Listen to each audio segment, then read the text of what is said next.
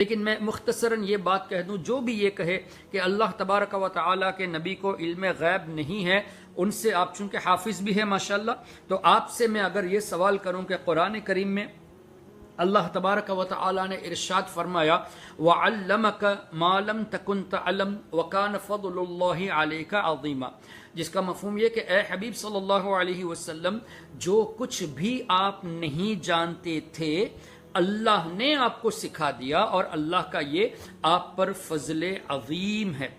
अल्लाह का बहुत बड़ा फजल आपके ऊपर है कि अल्लाह ने आपको वो तमाम चीज़ें सिखा दी जो आप नहीं जानते थे।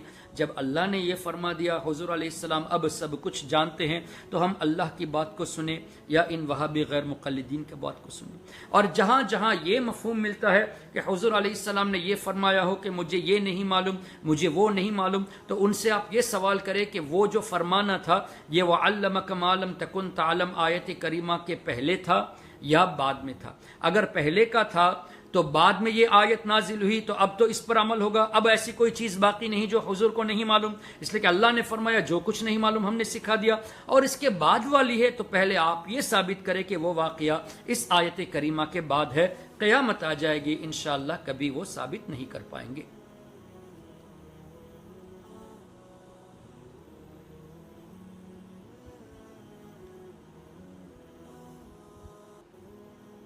जी आकिब शेख साहब, आपका ये सवाल कि सूफिज्म कब से शुरू हुई, कुछ लोगों का कहना है कि ये ग्रीक और पर्शियन फिलोसफी से इंस्पायर्ड है इसलिए हुई है।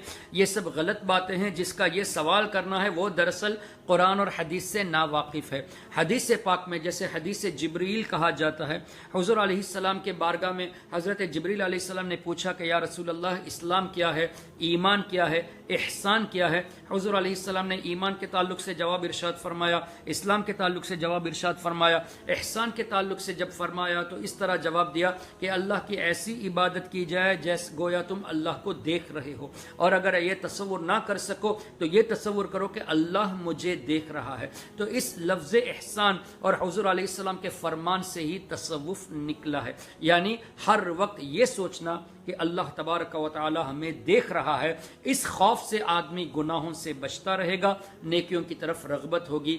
ये है सूफिज़म। अब इसके बारे में ये कहना कि ये बाद में शुरू हुआ, ये दरअसल कुरान और हदीस से नावाकिफियत है।